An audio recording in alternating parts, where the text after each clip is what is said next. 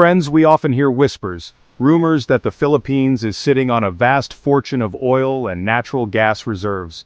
The stories paint a picture of immense wealth, like a treasure chest overflowing with gold, hidden deep under the ground and beneath the sea, just waiting to be discovered. It's a tantalizing prospect, isn't it? They even say that, if we could just find it, unlock this potential, we wouldn't be poor anymore. Poverty would be a thing of the past, a distant memory replaced by prosperity and abundance for all Filipinos. The narrative often goes that we would be as rich as prosperous as the Middle East with its towering skylines and opulent displays of wealth fueled by oil. But where did this belief come from? What are its origins? Is there any basis in reality for these claims? Why does it seem like a myth, a persistent story that just won't die no matter how many times it's debunked? What makes it so resilient? Many Filipinos understandably hope for a quick fix, a magic bullet, to solve the deeply entrenched problem of poverty, a solution that will lift them and their families out of hardship.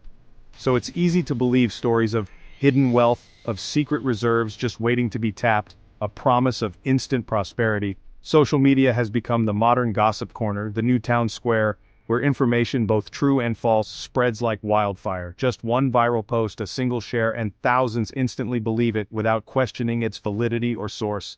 The speed of dissemination is astounding. Often it comes with old documents, faded maps, or elaborate theories presented as evidence to support the claims.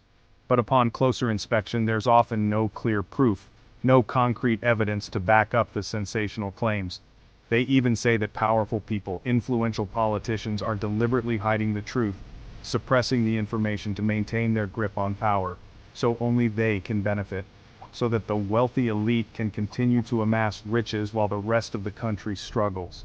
But as careful citizens, as responsible members of society, we have a duty to be discerning, to be critical thinkers. It's important to check the information we get, to verify its accuracy before accepting it as fact. Not everything you read online is true. In fact, a significant portion of it is misinformation, deliberately designed to mislead. We need to ask, who said it? What is their agenda? Are they a credible source? Is there proof? Is there verifiable evidence to support the claims being made? In this video, we'll open up the myths, dissect the rumors, and examine the evidence surrounding the Philippines' supposed oil wealth. We'll separate guesses from real facts, speculation from verifiable data, and try to get to the bottom of this enduring mystery. We'll check if the rumored oil wealth is real, if there's a genuine basis for the belief that the Philippines is sitting on a vast fortune of untapped resources, or just a nice dream, a comforting fantasy that distracts us from the real challenges we face. Are you ready? Are you prepared to confront the truth, whatever it may be? Let's find out the truth. Let's embark on this journey of discovery together. To understand where this belief comes from, let's go back to Ferdinand Marcos's time. In the 1970s, there was an oil crisis, so Marcos passed laws to encourage oil exploration. This is when the serious search for oil in the Philippines began. In 1976, the Nito oil field was found in Palawan, the first oil discovery for business in the country. The government made a big deal of the news, making it a symbol of hope and progress. This is where the idea of the Philippines as a country with its own oil started. But the truth is, not that much oil was found. Far from the Middle East. Often the story stops at, "we found oil," but it doesn't add that it wasn't enough. Over time, more stories of hidden wealth and conspiracy theories were added. The mix of historical fact and political myth made the legend strong and hard to break. Now let's hear what science says. According to the Department of Energy, the Philippines is not a petroleum-rich country. Our geology is complicated. We're in the Pacific Ring of Fire, not ideal for large oil deposits.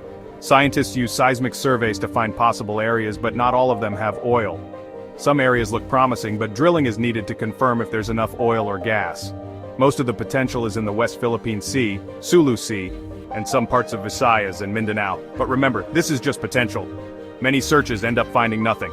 We have more natural gas than crude oil. The biggest proof, Malampaya Deepwater Gas to Power Project. A natural gas field, not an oil field. This helps a lot, but it's not enough to call the Philippines an energy superpower. We have wealth, but it's limited and needs smart management.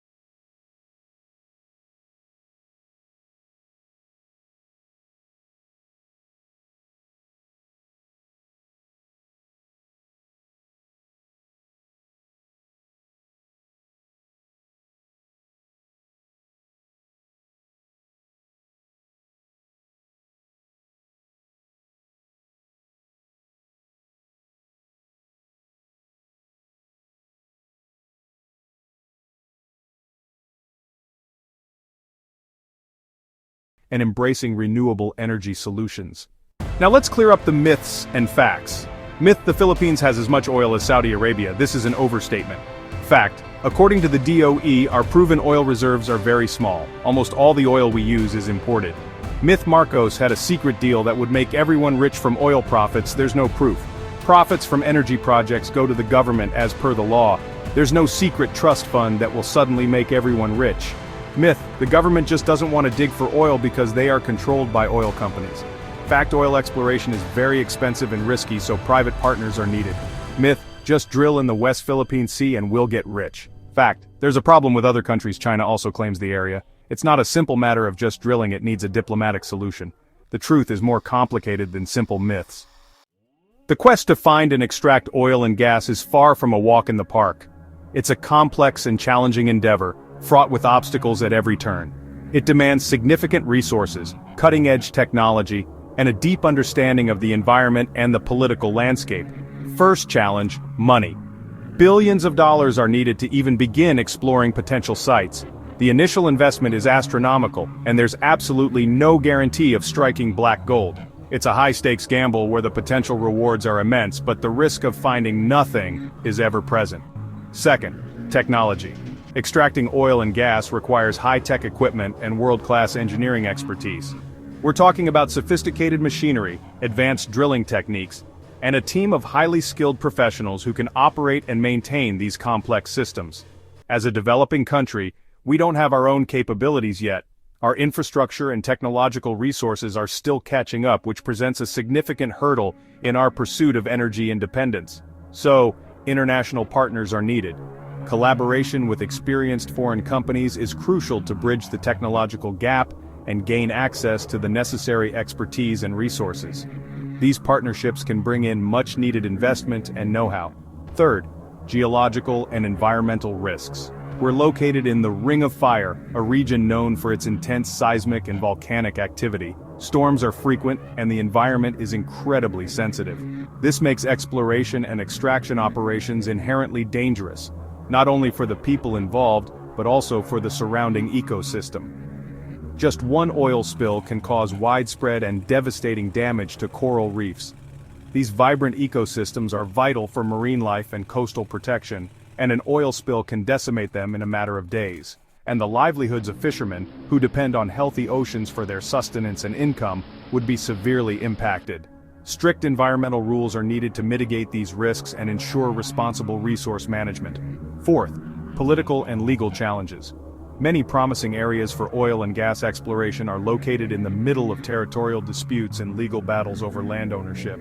This uncertainty about safety and legality scares away potential investors who are hesitant to commit their resources to projects with unclear legal standing and potential for conflict. Who would invest in a region where there's a constant threat of military conflict? The risk is simply too high for most investors to bear. A stable and peaceful resolution to these disputes is needed first. Only then can exploration and extraction activities continue with confidence and security.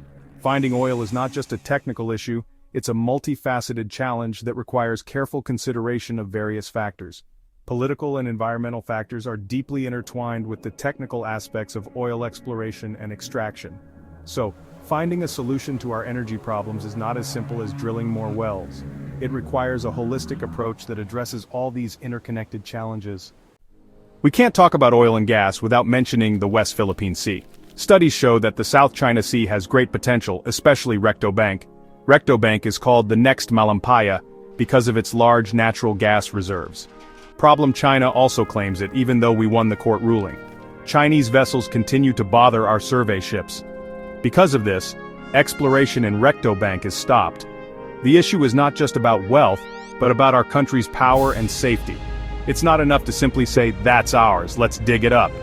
Smart foreign policy and diplomatic solutions are needed.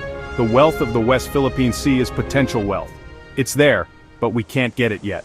Conclusion: is there oil or not? Yes, we have proven reserves of oil and natural gas. Malampaya is the biggest. This helps the economy and power supply a lot, but it's not as big as the myths say. We are not the Saudi Arabia of Southeast Asia. Our oil reserves are small and not enough for the country's needs. Our natural gas is limited and also running out. The belief in sudden wealth from oil is just a dream. not based on facts. True progress depends on hardworking people, smart leaders, and good management. Wealth should be used responsibly and for everyone. Next time you hear a story about endless oil, you'll know what to say. The truth: we have wealth, but it's limited and has big challenges. Our true wealth is our knowledge, unity, and ability to face the truth. Let's keep exploring because knowledge is true power.